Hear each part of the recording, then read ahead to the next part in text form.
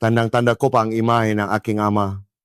Tuwing umaga sa hapa kainan, sa halip na mainit na kanin, isang dakot ng iba't ibang kulay ng tableta ang nakapatong. Tahimik niya itong nilulunok isa-isa at sabay buntong hininga ng malalim. Ngunit kahit araw-araw siyang umiinom ng gamot, hindi bumubuti ang kanyang kalusugan. Pahirap ng pahirap ang kanyang katawan, kasing lamig ng yelo ang kanyang mga kamay at paa. Umiksi ang kanyang tulok at nawala ang dating sigla at buhay sa kanyang nga mata. Inisip ko na lang na natural na batas ito ngang paktanda. Ngunit ang himalay nagsimula sa isang maliit na piraso ngang luya sa aming kusina, sa isang bagay na halos nasa bawat bahay ngunit walang gaanong pumapansin. Marahil may mga magdududa sa inyo pagkatapos marinig ang kwento kong ito, dahil marami na sa inyo ang nakasubo ng kumain ng luya o uminom nito bilang tasaan ngunit walang naramdamang kakaibang epekto. Ang dahilan ay karamihan sa mga tao, kahit alam nilang maganda sa kalusugan ang luya, ay hindi ito kinokonsumo sa tamang paraan. Kung basta-basta lang itong kakainin o inumin bilang tsaa, wala pa sa kalahati ang epekto nito at maari pang makasama sa katawan. Baka isipin din ng iba kung ang ganyang kasimpleng bagay ay talagang makakapagpanumbalik ng kalusugan ng mga matatanda. Bakit hindi ito kailanman sinabi ng mga ospital o kumpanya ng gamot? Bakit ang ganitong napakamurang sangkap ay nakapagpatahimik sa malaking industriya ng parmasyutiko sa loob ng maraming dekada matagal? Ko ring itinanong iyan sa aking sarili. At sa wakas naunawaan ko, may mga katotohanan sa mundo na masyadong maliit at karaniwan, kaya hindi na pinakaaksayahang alamin ng nga tao dahil hindi ito nagpapasok ng pera. Ngunit ngayon hindi na ako mananahimik. Nais kong ibagi sa inyo ang katotohanang kinikilala kapwa ngang modernong agam at tradisyonal na medisina. Ang luya ay maaring maging susi upang muling buksan ang pintong kalusugan at maging kaibigan na tutulong sa inyong mamuhay ng masigla at malusok araw-araw. Libu-libong taon na ang nakalilipas bago pa man makaroon ng tableta o ospital, ang luya ay itinuturing ng mahalagang yaman sa tradisyonal na medisina. Ang tanya na mga gamot sa kasaysayan ng Pilipinas tulad ni Dr. Andres Tan ay naktala ng luya sa maraming mahalagang reseta, lalo na bilang isang gamot na nagpapainit ng katawan at nagpapanumbalik ng lakas. Ito ay naging lubos na kilala. Ang luya ay kasama sa higit 70% ng mga tradisyonal na reseta, hindi lamang sa Pilipinas kundi pati na rin sa buong Asya. Itinuturing ng mga tao ang katawan bilang isang pugon at ang luya bilang baga nito. Naniwala sila na hanggat may luya, hindi mamamatay ang apoy ng buhay. Nakasulat sa mga lumang aklat medikal ang taong marunong gumamit ng luya ay mabubuhay ng 10 taon pa. Hindi lang ito simpleng payo kundi karunungang naipon sa libu-libong henerasyon. Maging ang mga matatalinong pinunong sinaunang Pilipinas ay sinasabing umiinom ng salabat araw-araw upang painitin ang katawan, palakasin ang resistensya at panatiling malinaw ang isipan. Noong 16 na siglo, ang 50 gramo ng luya ay kasing halaga ng isang buhay na tupa na nakakahalaga ng libu-libong piso ngayon. Ibig sabihin, ang luya ay isang maliit na kayamanan sa bawat tahanan. Bagamat minsan nang iginagalang ang luya bilang gamot na gumigising sa katawan, habang umuunlad ang modernong lipunan, unti-unting nakalimutan ng mataw ang bagang ito. Kaya gusto kong magtanong, bakit sinasayang araw-araw karamihan ang halamang gamot na ito na nasa kusina lang nila? Dahil ba masyado itong karaniwan at mura kaya binabalewala na lang, o dahil walang nagturo kung paano ito gamitin ng tama? Sa video na ito, ituturo ko sa inyo kung paano gamitin ang luya sa pinaka-epektibo, pinakatumpa at tamang dami ayon sa tao at oras. Sa ganitong paraan, ang luya ay hindi na lang simpleng pampalasa kundi magiging isang malakas na katuwang. Dahil sa paraang ito, hindi na umaasa sa gamot ang aking ama at nananatiling malusok kahit 92 taong gulang na siya ngayon. Kung nakatulong ang impormasyong ito, huwag magatubiling pindutin Ang subscribe button ng channel nating Siglang Ginto, hindi para sa akin kundi para sa kalusugan ninyo at ng inyong nga mahal sa buhay. Ilang minuto lang ang abutin para panoorin ito, ngunit maaari itong magbigay ng regalo ng malusok at mapayapang buhay sa loob ng maraming dekada. Magsimula na tayo.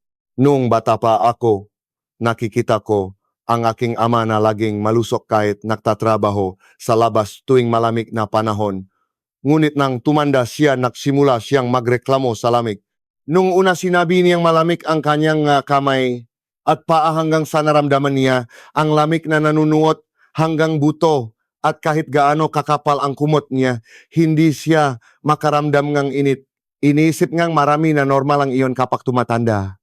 Ngunit natuklasan ko ang isang katotohanan, hindi alam ngang lahat ang panlalamig ngang katawan ay hindi senyales, ng pagtanda kundi senyales na nawala na ang balanse nito, at ito ang tahimik na pinakmumulan ng karamihan sa mga sakit. Sa medisina tinatawag itong latent cold sensitivity syndrome.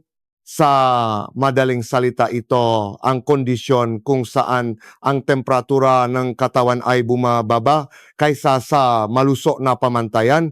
Ayon sa medical na paaral, kahit 1 degree lang ang ibaba ng temperatura ng katawan ng resistensya ay maaring bumaksa ng hanggang 30%.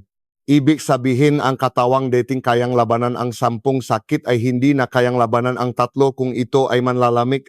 Ang mas nakakalungkot sa kasalukuyan, higit sa 70% ng mga Pilipino na may edad 50 pataas ay may average na temperatura na mababa sa 36 degrees, mas mababa kaysa sa mga nakaraang henerasyon.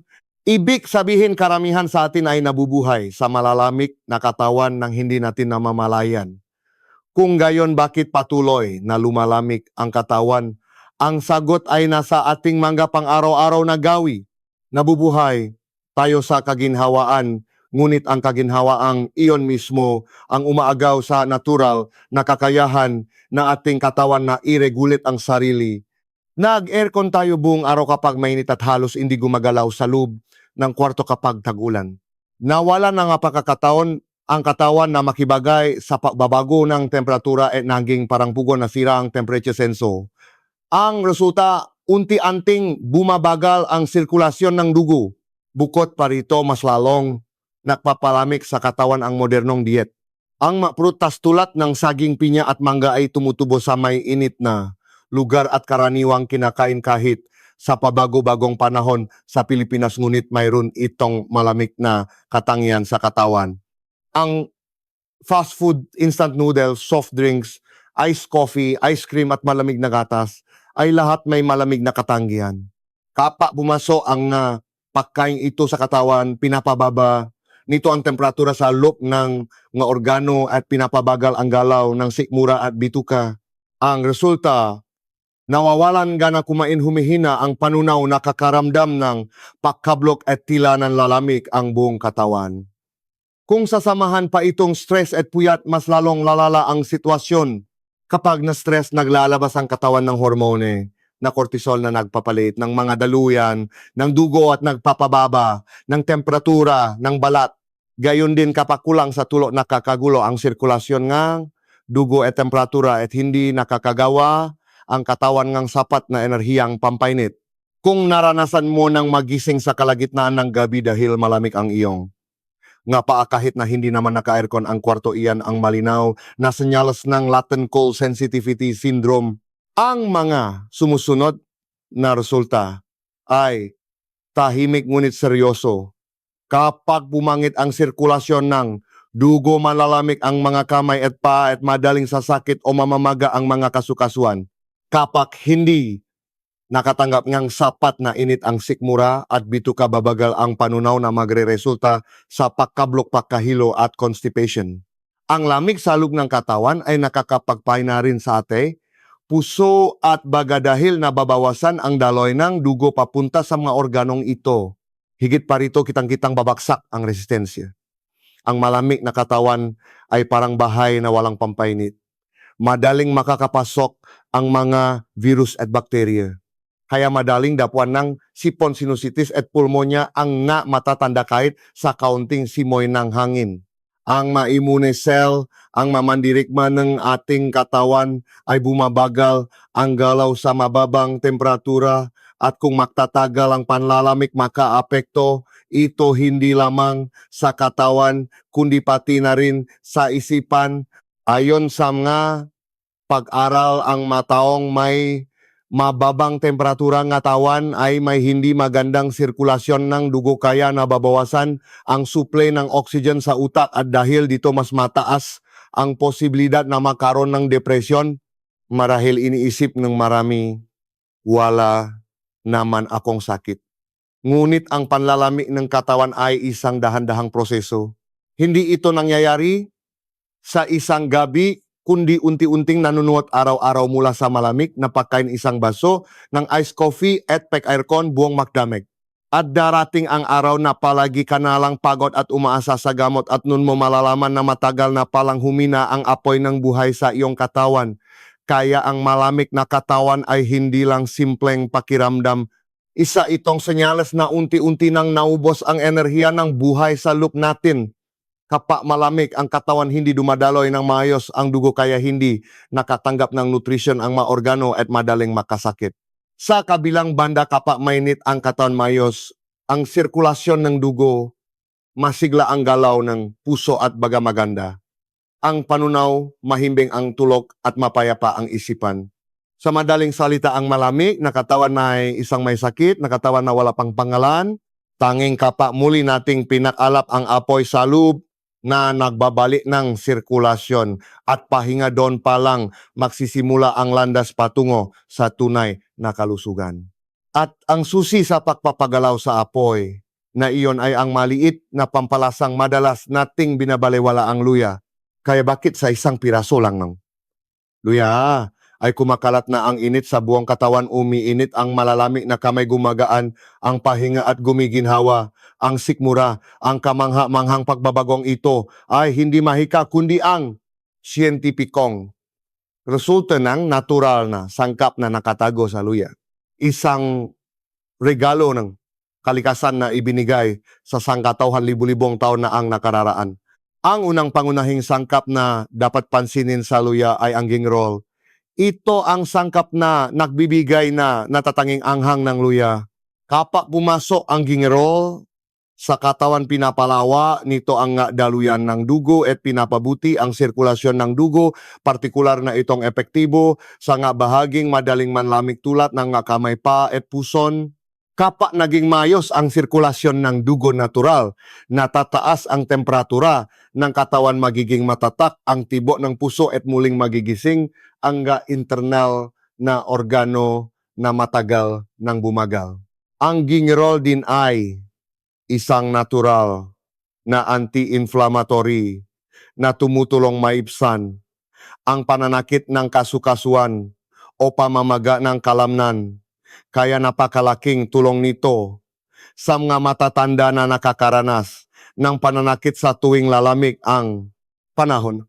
Ngunit hindi lang sa gingerol nagtatapos ang benepisyo ang luya.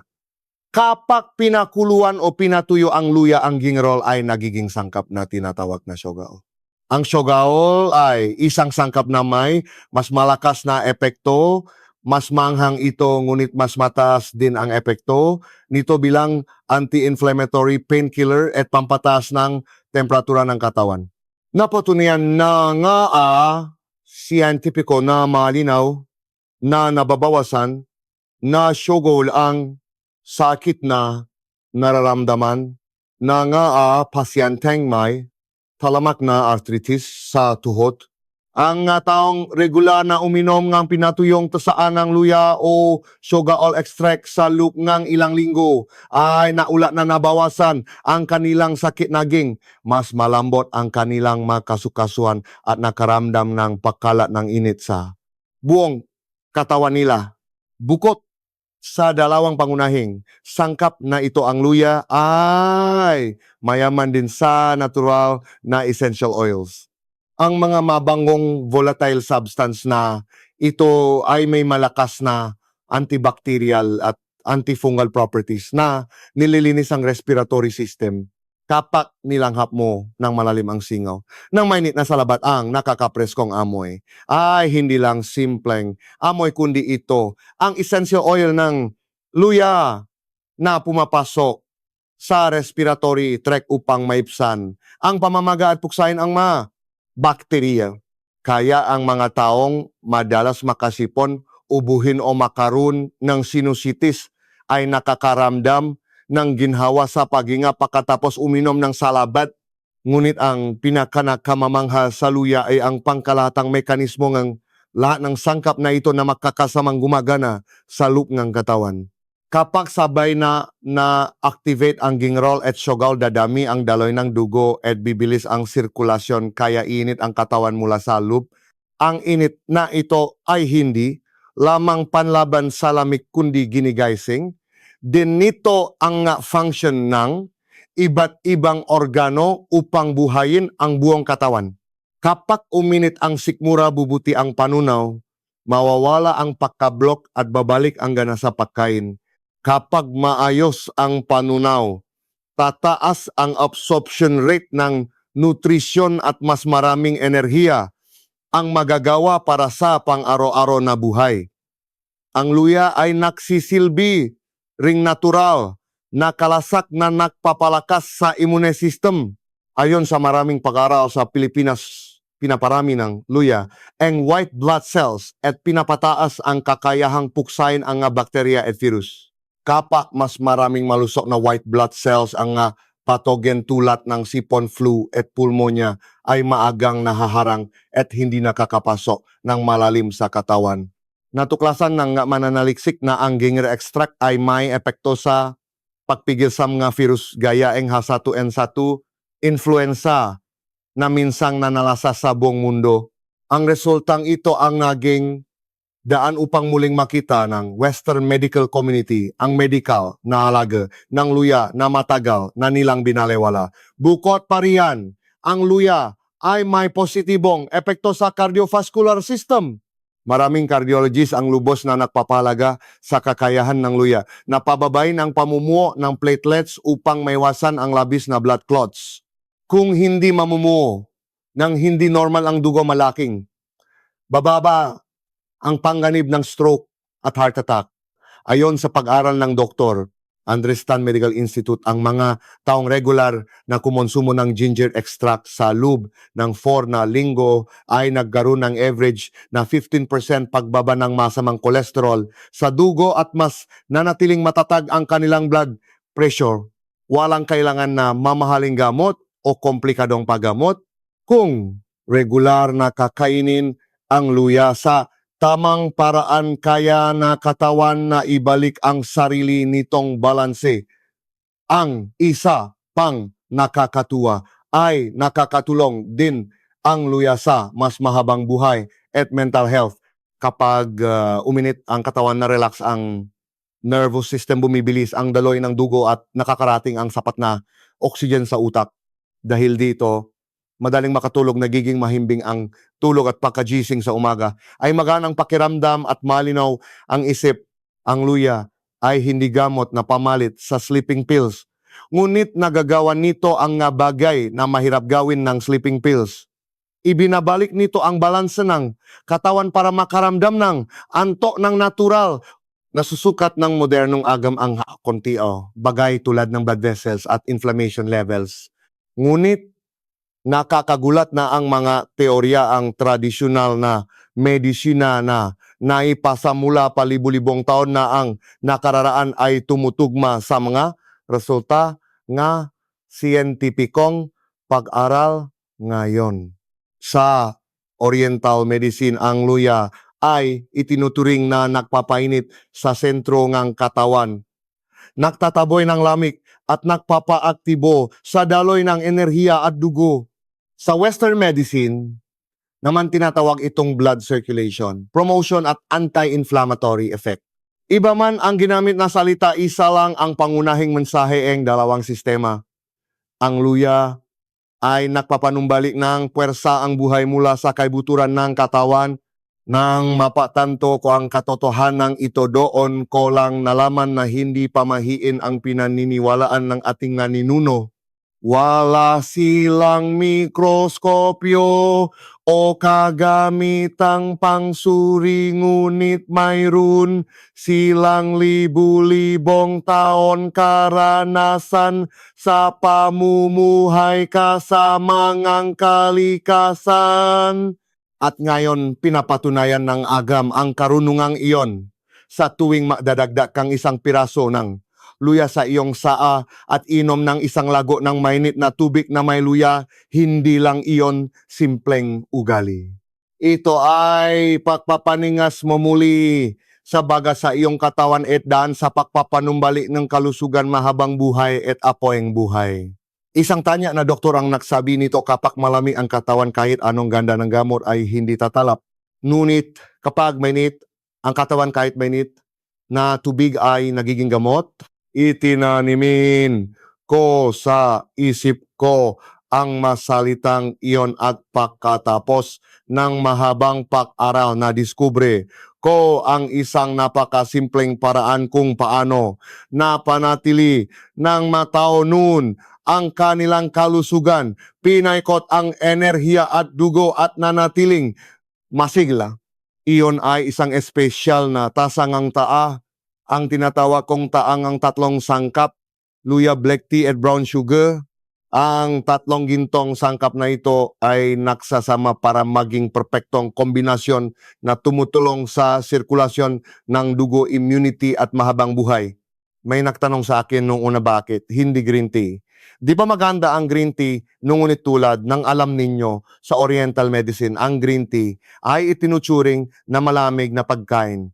Pinapalamig nito ang katawan at nililinaw ang isip, ngunit kung madalas inumin ng mga nakatatanda, lalo na sa umaga o gabi bababa, ang temperatura ng katawan, babagal ang sirkulasyon ng dugo at hihina ang sikmura, kaya maraming tao ang nakakaramdam ng panlalamig ng tiyan, hindi makatulog, o naduduwal matapos uminom ng green tea. Ganoon din ang white sugar, dahil dumaan sa maraming prosesong pagpipino, nawala na ang lahat ng natural na mineral nito at malamig na ang katangian. Matamis at masarap ang sana may white sugar, ngunit lalo lang nitong pinapalamig ang katawan, pinapataas ang blood sugar at ginagawang malapot ang dugo. Sa kabilang banda, ang brown sugar ay mayaman sa mamineral tulad ng iron, calcium at magnesium, kaya pinoprotektahan nito ang dugo, pinapainit ang katawan at tinutulungan ang sirkulasyon. Kung idarakdak pa ang luya na matinding mabigay ng init at ang black tea na may positibong enerhiya, makakaroon ng kamangha-manghang synergistic effect. Pinapainit nito ang katawan, pinapabilis ang sirkulasyon ng dugo, binabawasan ang pamamaga, pinapalakas ang resistensya, tinutulungan ang mahimbing na pagtulok at natural na kinokontrol ang biorhythm upang magawin ng tama ang tsaa ng tatlong sangkap, walang kinakailangang espesyal na gamit. Tatlong simpleng sangkap lang na nasa kusina ang kailangan. Una ay isang tasang black tea.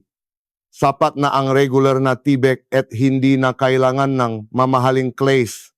Ang black tea ay may matapang na lasa at banayad na amoy, at ang mainit nitong katangian ay nagpapainit sa sikmura at nagpapabilis ng sirkulasyon ng dugo. Sunod, maglagay ng isang kutsaritang gatgat na luya. Kung walang luya, pwede ring gumamit ng purong ginger powder sa halos parehong dami. Mas madaling dalhin ang ginger powder, ngunit ang sariwang luya ang pinaka-ideal dahil napananatili nito ang aroma at natural na essential oils. Panghuli, maglagay ngang isang kutsaritang brown sugar. O kung gusto mo ngang mas banayat na tamis, pwede mong palitang ng purong pulot. Ilagay ang lahat ng sangkap sa tasa, buhusan ng kumukulong tubig, haluing mabuti at inumin agad habang mainit pa. Dapat tandaan ito ng mabuti. Huwag itong inumin ng malamig o pinalamig. Kapag lumamig na ang tasaa, unti-unting mawawala ang epektibong sangkap ng luya at mababawasan sa kalahati ang epekto nito sa pagpapataas ng temperatura ng katawan. Inumin ito ng Dahan-dahan, kada lago at damhin ang banayad na anghang luya na kumakalat sa iyong bibig, bumababa sa tiyan at nagpapainit sa buong katawan. Sa loob lamang ng ilang minuto, tiyak na mararamdaman mong init ang dulungang iyong madaliri sa kamay at paagagaan ang iyong pahinga at gagaan pati ang iyong pakiramdam. Ngunit kasing halaga ng sangkap ay ang oras ng pag-inom.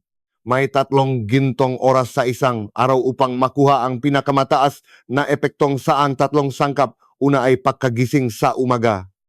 Sa oras na mababa ang temperatura ng katawan at mahina ang sikmura mula sa magdamag, ang isang tasa ng mainit na salabat ay gigising sa buong digestive system, magpapaaktibo sa metabolismo at magpapasimula sa araw mo ng may natural na enerhiya. Pangalawa ay bago maligo. Maraming nakatatanda ang nakakaranas ng mababang presyon ng dugo o pagkahilo pagpaso sa malamig na banyo. Kung inom ng mainit na salabat bandang 10 minuto bago maligo, magiging matatag ang temperatura ng katawan, lalawa ang daluyan ng dugo at mababawasan ang panganib ng biglaang paglamig. Pangatlo ay bago matulog. Hindi ito alam marami, ngunit kung inom ka ng kaunting mainit na salabat 1 oras bago matulog, ma-relax ang katawan mo, gaganda ang sirkulasyon ng dugo, makakapagbigay ng sapat na oxygen sa utak at mas magiging comfortable at mahimbing ang iyong tulog. Kung ikaw ay taong madalas magpaikot-ikot sa kama, may insomnia o madalas magising, mapapansin mo ang malaking pagbabago kahit ilang araw mo lang itong tuloy-tuloy na gawin. Siyempre, iba-iba ang katawan ng bawat tao. Kung mahina ang iyong sikmura, mas mabuting bawasan sa kalahati ang dami ng luya sa unang ilang araw at unti-unting dagdagan hanggang masanay ang iyong katawan sa anghang. Para sa mga may high blood pressure, pwede silang maglagay ng kaunting pulot para mabawasan ang anghang at maiwasan ang matinding epekto sa daluyan ng dugo. Gayon din para sa mahirap makatulog, dapat silang uminom halos 1 oras bago matulog upang makaroon na sapat na oras ang katawan na ma-relax. Ang nakamamangha ay malinaw na magre-react ang katawan basta inumin lang ito palagi. Pagkalipas ngang 7 araw, init ang kamay at paagagaan ang tiyan at mawawaang pagkablok o kabigat ngang pakiramdam matapos kumain. Pakalipas ng 21 araw makatulog ng mahimbing, magiging maliwanag at masigla ang balat at magiging mas payapa ang isip. Maraming tao ang nagsasabing naging stable ang kanilang blood pressure at pantay ang tibok ng kanilang puso. Pagkaraan ng 3 buwan, mas kapansin-pansin ang pagbabago. Bababa ang bad cholesterol, gaganda ang sirkulasyon ng dugo, ayos ang panunaw, makakaroon ng kulay ang balat, magiging mas flexible ang katawan at liliwanag ang pag-isip. Ang aking kaibigang si Maria, 58 taong gulang, mula sa Pilipinas, ay nakakaranas ng panlalaming kamay at paa, insomnia at banayad na pananakit ng kasukasuan buong taon. Pagkatapos kong itro sa kanya ang paraang ito, nagsimula siyang uminom ng saa ng 3 sangkap tuwing umaga at gabi. Noong una sinubukan niya lang ito ang 1 linggo, ngunit sa ika-7 araw ay sinabi niya, ngayon ko lang naramdaman ang ganitong init sa tiyan ko sa nakalipas na 10 taon. 3 linggo ang lumipas, kapansin-pansin ang pag-ayos ng kanyang tulog at bumaba ng bahagya ang kanyang cholesterol batay sa blood test. Ngunit ang pinaka nakakatuwa sa kanya ay hindi ang numero sa test, kundi ang pakiramdam na muling nabuhay ang kanyang katawan, uminit, naging flexible at punong enerhiya. Hindi ko sinasabing ang saan ng 3 sangkap ay gamot sa lahat ng sakit. Ngunit nakakasiguro ako na ito ang pinaka-natural at pinaka-sustainable na paraan para maibalik ang init ng katawan at ang enerhiyang pinakmumulan ng lahat ng kalusugan.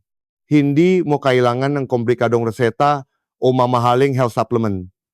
Sa simpleng gawin ng pag-inom ng 1 tasa ng mainit na saa araw-araw, kayang pagalingin ng katawan ang sarili at ibalik ang balanse. Bukod sa naunang paraan na sinabi ko, ibabahagi ko pa sa inyo ang ilang paraan para mas epektibong magamit ang benepisyo ng luya. Simulan natin sa paraang pamilyar sa halos lahat ng pamilyang Pilipino ang luya na binabad sa pulot. Kombinasyon ito ng dalawang malakas na natural na gamot ang luya na may mainit na katangian at pulot na malambot at matamis. Ang pulot ay may antibacterial action na nagpapakalma sa lalamunan habang ang luya ay nagpapababa ng pamamaga at nagpapainit sa baga. Kapag pinaksama ang dalawang ito, magiging mahusay itong natural na lunas hindi lamang para maibsan ang ubo, sore throat at sipon kundi para palakasin din ang resistensya. Napakasimpong ngang paggawa nito. Hugasang mabuti ang ilang piraso ngang sariwang luya, hiwain ng manipis kasama ang balat at ayusin sa loop ng garapon.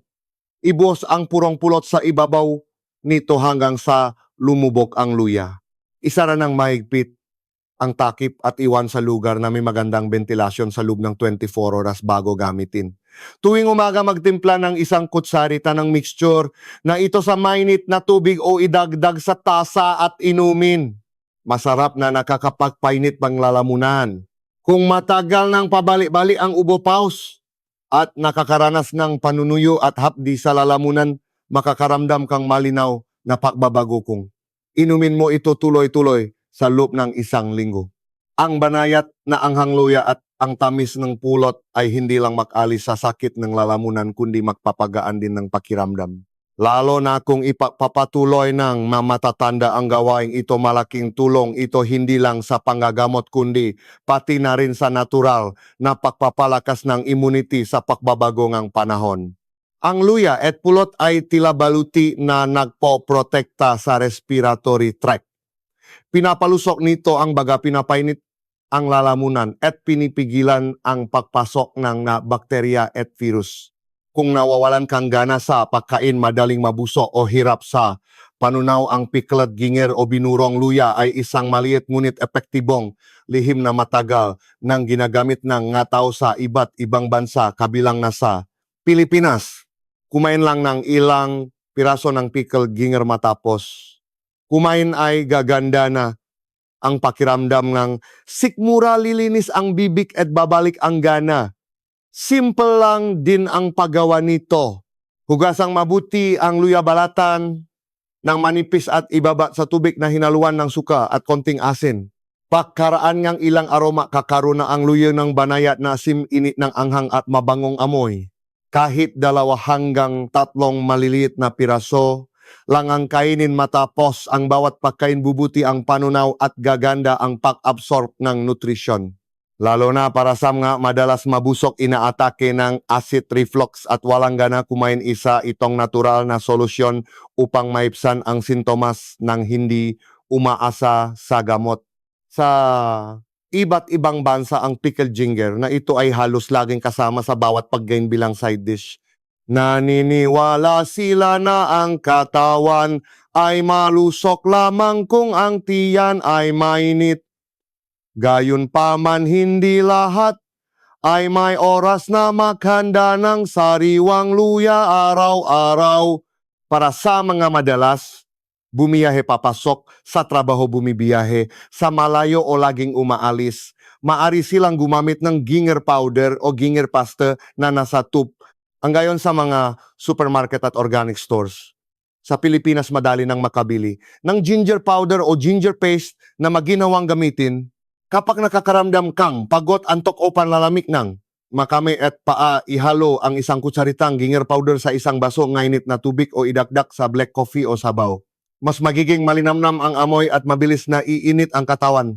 Kung mas gusto ninyo ang ginhawa, maganda ring maglagay ng ginger powder sa lalagyan ng mainit na tubig at dalhin ito sa tuwing lalabas ka sa malamig na hangin. Uminom ng isang lago at mararamdaman mo agad na nagigising ang iyong katawan at bumibilis ang sirkulasyon ng dugo. Ginger powder men, ginger paste sa tube o dried ginger flakes hanggat pumili kang purong produkto na walang halong impurities. Hindi pa huhuli ang epekto nito sa sariwang luya. Ang luya ay isang kaibigang kasama, hindi lang kapamahina ang katawan kundi maging sa mga malulusok na araw upang tulungang mapanatili ang balanse ng katawan. At kung gusto mong natural na pek-relax at pek-alis en sakit partikular sa mga madalas dumanas en sakit en tiyan lamig sa katawan sakit sa, kalamnan o sakit sa, likod inirekomenda kong subukan mo ang inihaw na ginger compress. Tapal na luya, isang katutubong lunas na naipasa sa daandang taon. Hiwain ang sariwang luya at bahagyang ihawin sa ibabaw ng baga o kawali hanggang sa lumabas ang amoy, balutin sa malinis na tuwalya at ipatong sa puson o sa bahaging sumasakit ng 15 minuto.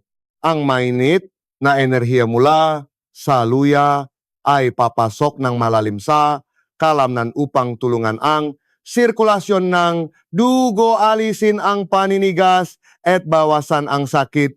Naniwala ang sinaunang Pilipino na ang pagtatapal ng luya ay hindi lang nakakagamot sa panlalamig sa tiyan ng kababayhan kundi nakakatulong din sa mga matatanda para magkaroon ng mahimbing na tulok lalo na kapag malamig ang panahon. Hanggang ngayon, marami paring tradisyonal na klinika ang gumagamit ng paraang ito bilang tradisyonal na terapi na nagbabalik ng enerhiya sa katawan. Hindi kailangan ng gamot at walang side effects sa pamamagitan lamang ng natural at mainit na init na dahan-dahang tumatagos sa balat. Muli nitong pinagagana ang nakabarang sirkulasyon sa ligtas at epektibong paraan. Sa pag-usap natin tungkol sa luya, may isang napakahalagang bahagi na hindi pinapansin ng marami. Ito ay ang balat ng luya.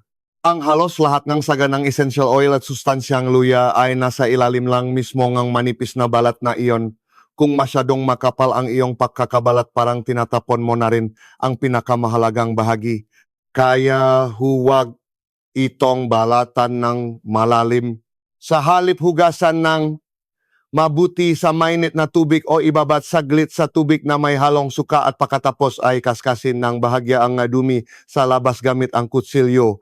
Makukuha mo lang ng buo ang amoy essential oil at bisang luya kapag ginamit mo ito kasama ang balat.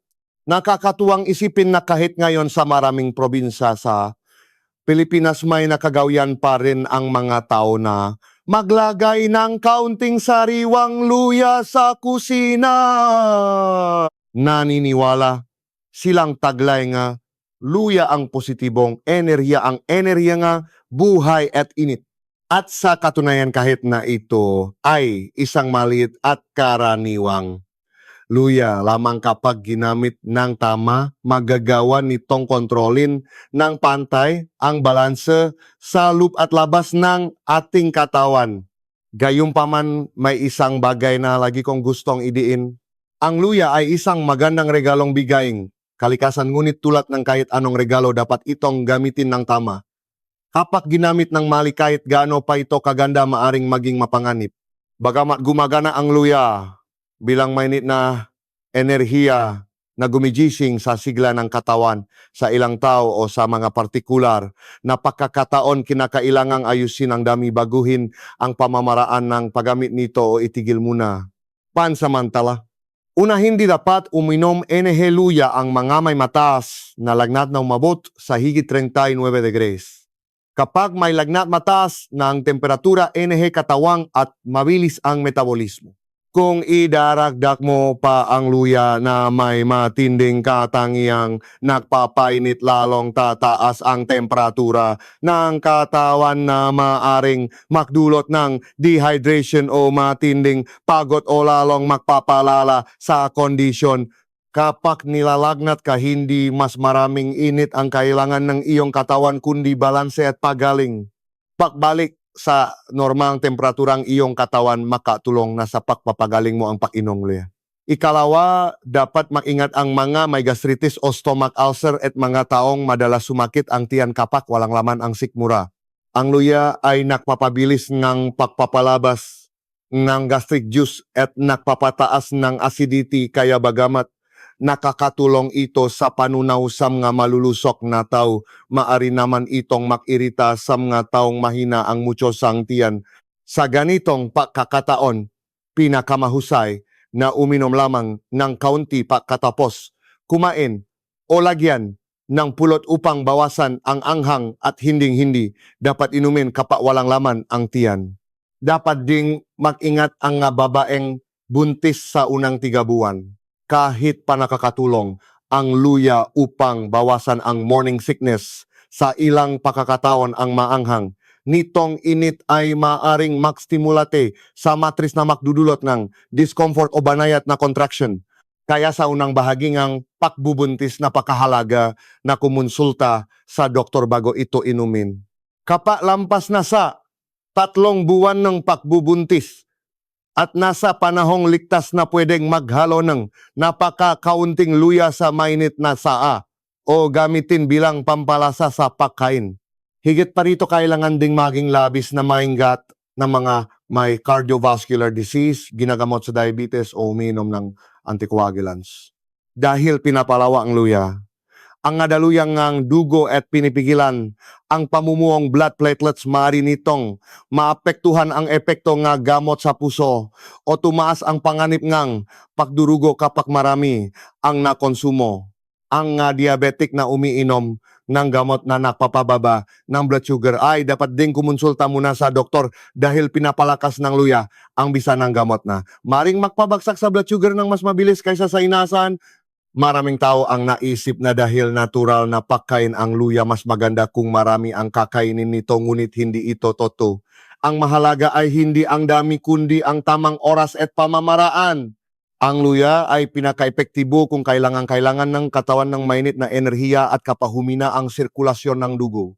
Ngunit kapag sobra na ang init ng katawan o kaya ay nawala ang balanse at nasobrahan ang pagkain ng luya, so sobra ang daloy ng dugo na maaring magdulot ng init, insomnia at problema sa balat. Ang pinakamahalaga ay maunawaan na ang luya ay hindi isang gamot na direktang magpapagaling sa sakit tulad na sa Western medicine, kundi isa itong kaibigan na natural na tumutulong sa katawan. Hindi pamalit ang luya sa panggagamot, ngunit tinutulungan nito ang katawan na mas tumugon ng maayos sa proseso ng pagpapagaling.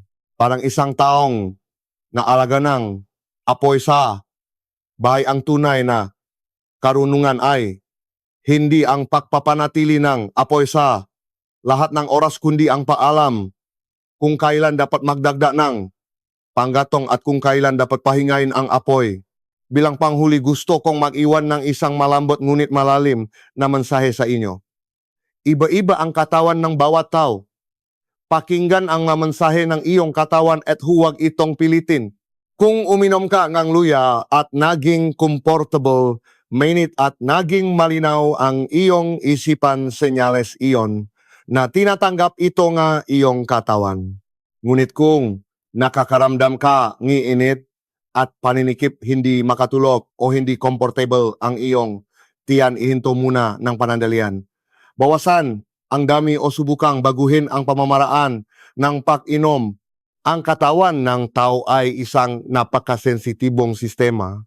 Laging nagpapadala ng signal ang katawan at ang kailangan lang nating gawin ay makinig sa mga signal na iyon. Isang matapat na kaibigan ang luya, ngunit kailangan din nating intindihin at irespeto ang kaibigang iyon. Kapag ginamit ng tama, hindi lamang basta pinapagaling ng luya ang katawan, tinutulungan din tayo nitong mapagtanto ang mas mahalagang bagay. Iyon ay ang matutong mamuhay ng naayon sa sariling katawan. Ngayong nasa dulo na tayong kwentong ito, isa lamang simpleng katotohanan ang nais kong iwanan sa inyo. Ang luya ay isang mahalagang regalong ibinigay ng kalikasan sa sangkatauhan. Hindi ito magarbong tignan o mamahaling bilihin, ngunit nakatago rito ang libu-libong taon ng karunungan ng tradisyonal na medisina kasama ng patunay ng modernong agham. Ang isang malit at karaniwang luya ay kayang painitin ang ating katawan, tulungan ang sirkulasyon ng dugo, pabilisin ang panunaw, padalin ang mahimbing na pagtulog at higit sa lahat pinaparamdam sa atin na tayo ay nabubuhay at humihinga pa renang malusog. Hindi na kailangan ng mamahaling gamot o komplikadong paggamot. Sa pamamagitan lamang ng pagsisimulan ng araw sa isang tasa ng 3 sangkap, mararamdaman mo na nagbabago ang iyong katawan araw-araw. Init ang iyong mga kamay at paa, gagaan ang iyong pahinga, mawawala ang pag-aalala sa puso at liliwanag ang iyong isipan. Hindi lang pinapagaling ng luya ang katawan, kundi tinutulungan din tayong bawiin ang natural na ritmo ng buhay na matagal na nating nakalimutan dahil sa pagiging moderno ng panahon. Kaya simulan natin ngayon. Ang madakilang pagbabago ay palaging nakmumula sa mga pinakamaliliit na bagay. Sa umaga, kapag nagsimula ng kumulo ang takure, sabihin ito sa iyong sarili, muli kong pinapagalaw ang baga sa aking katawan. At kapag hawak mo na ang mainit na salabat, damhin na hindi lamang ito simpleng inumin, kundi isang regalo ng init at pagmamahal na inaalay mo sa iyong katawan at isipan. Bilang panghuli, may maliit na pabor akong hihilingin sa inyo. Mangakong inom ako ng 3 sangkap tuwing umaga. Gawin itong isang ugali, isang maliit na ritual para sa sarili mong kalusugan. At kapag bumuti, uminit at sumigla na ang iyong pakiramdam, huwag mong sarilinin ang sikretong ito. Ibahagi mo ito sa iyong pamilya, mga kaibigan at mga mahal sa buhay, upang maranasan din nila ang pagbabago na tulad ng sayo. Dahil ang kalusugan ay hindi lang para sa individual, kundi para sa buong pamilya at komunidad. Maraming salamat sa inyong lahat na sumama sa akin hanggang sa huli. Lubos akong nagpapasalamat sa inyong pakikinig, pagbubukas ng inyong puso at pagbibigay daan sa akin upang may bahagi ang pinakatapat kong kwento.